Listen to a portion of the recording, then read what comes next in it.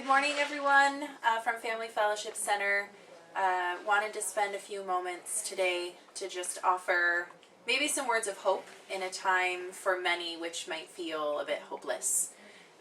These are uncharted waters that we're in right now as a community, as a country, as a nation, and we're all in this together.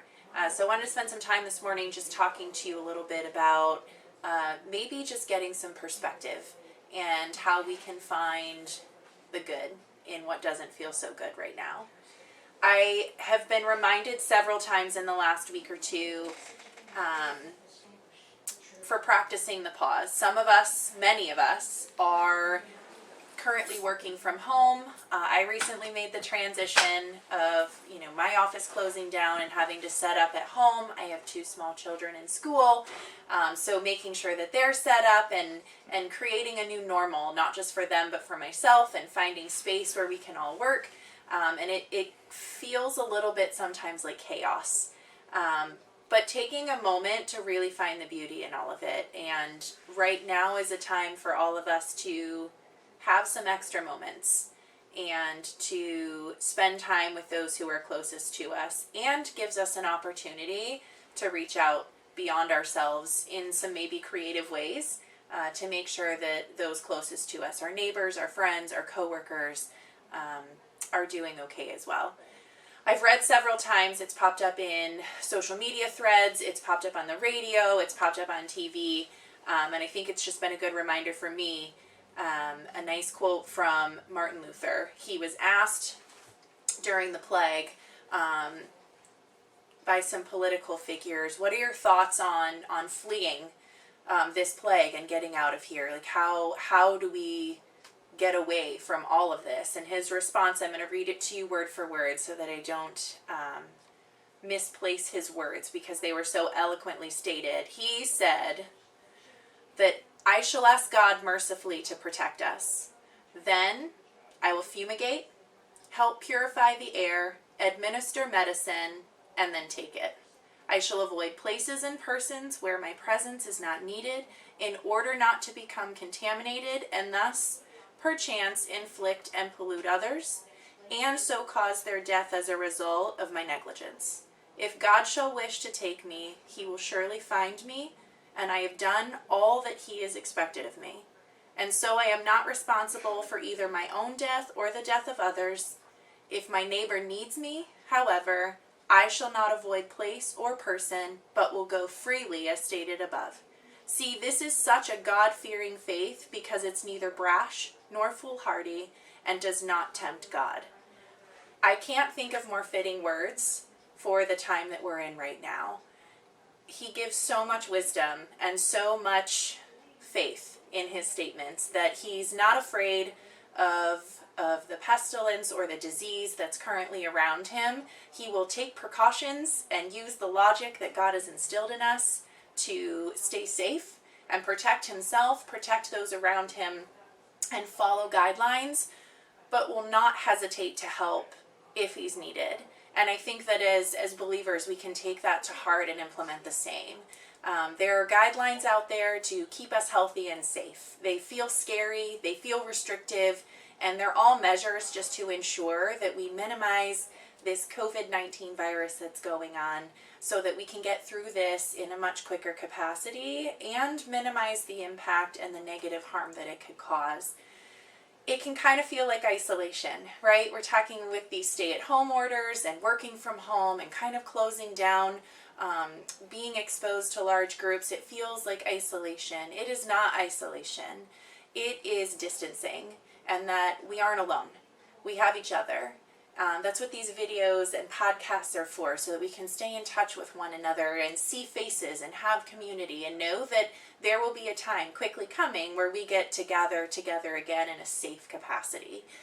Martin Luther is so wise in his instruction and his words, not just to politicians, but putting his line in the sand for himself of, here is what I will do, and here's how I will comply to keep myself safe. Here's what I will do to help others. And if they need me, I will go.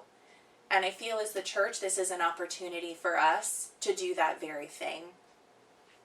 I listened to a pastor recently state that in times of crisis and our current state, we wash hands, because that's what we hear everywhere, right?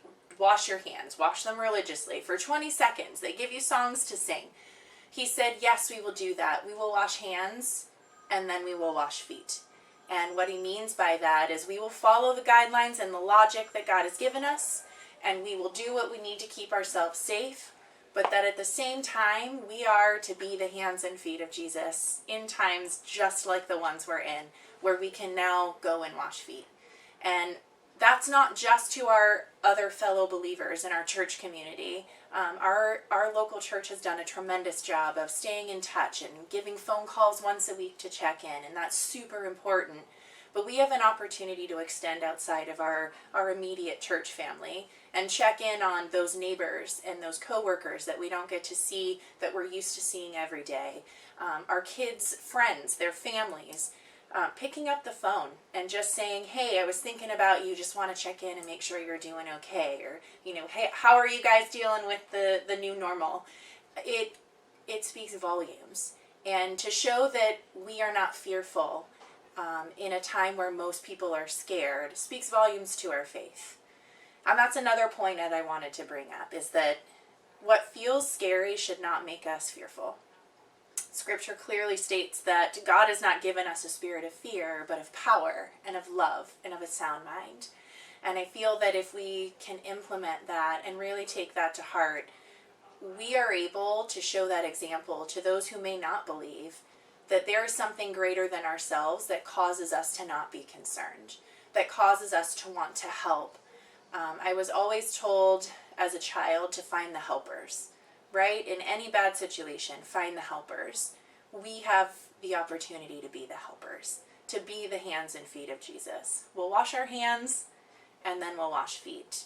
A scripture that comes to mind is Colossians 3, verse 2, and it says, to set your minds on things above, not on earthly things. With all of the things going on around us, we need to set our eyes on the things that are not of the earth. That's where the distraction and the fear can really seep in, is when we focus on the situation at hand. God is in control, and he knows what he's doing, and he knows how to get us through this. And although we may not understand the ultimate plan, God's got this, and he's got us. And if we set our sights on him, instead of focusing on the news and all of the newspaper articles and listening to our friends of all the hype of the crisis going on right now, it'll allow us to reinforce the faith that we already have. And I can't think of a better time to put our faith into action.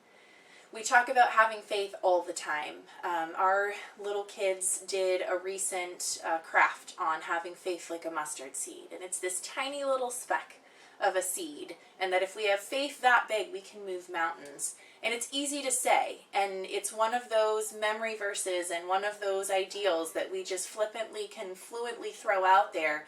We need to take that to heart. We need to let our faith push us into action. We need to be cautious, of course, but we also need to be willing to help those who are in need.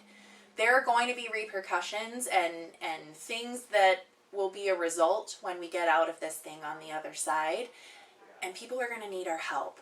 They're going to be angry, right? Anger is a result of fear. When you're afraid, you don't have the privilege of being angry yet, because you're scared and you're in survival mode. And when that fear has subsided and there's nothing to be scared of anymore, there will be a wave, I guarantee, of anger that sets in for a large majority of folks. Lost wages, lost jobs, declined grades in school, whatever the case may be, there's going to be some backlash as a result of the fear of everything shutting down.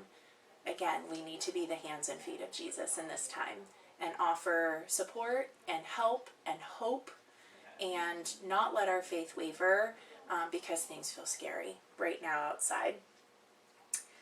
I want to challenge each and every one of you in the coming weeks, in the coming days, and even the coming hours after you watch this video to take the opportunity to make the difference for yourself, for those in your immediate community. Pick up the phone, make a phone call to someone unexpected, not the person you talk to all the time that you're going to check in regularly, but maybe that person that you see pop in and out of church every now and then, or the person you haven't seen in a while.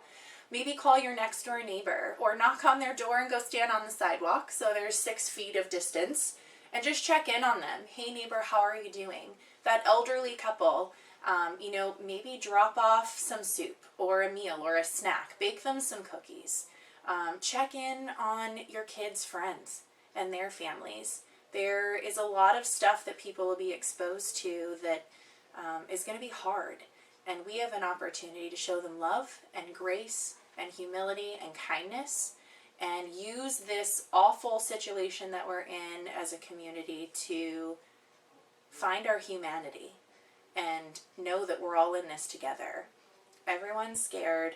Everyone is faced with the same uncertainty of how this is going to unveil itself and continue to play out.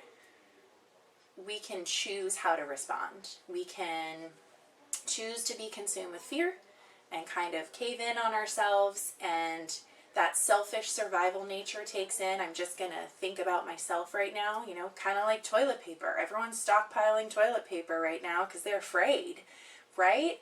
Or you can be the person that takes what you need and know that God's in control and that He will see us through this. He will provide every need, and that we can be a resource to others and a light in what feels like such a dark world. So I challenge you this week to check in with others, to make that phone call. We have so many different uses of technology. Send someone a video message, video chat them, FaceTime them, just to check in and let them know, I'm thinking of you, I'm in this with you. You're not alone, you're not isolated, we're going to get through this together. Go outside and take a walk with them while you're on the phone with them and tell them to do the same. There are ways that we can stay connected as a church family, as a community, and as the hands and feet of Jesus. So I challenge you to go ahead and make the choice for yourselves to be the difference and to be the light in this scary time, and know that you'll be better for it. Adhere to Martin Luther's words of doing the right things, of taking care of yourself and taking precautions as they are mandated to us, but also don't be afraid to help someone in need if they ask for it. I hope this finds everyone well and healthy. I hope everyone stays safe. I can't wait to hug all of you. I am going crazy not being able to give everyone a hug and just a handshake and see smiles. I can't wait to see your faces. And know that you're not alone. You are not isolated. We are just distanced for a time to get through this quicker. And we are all here for you. I am here for you. Your church family loves you. And we look forward to reuniting again very, very soon. Have a blessed week, and we will talk to you soon.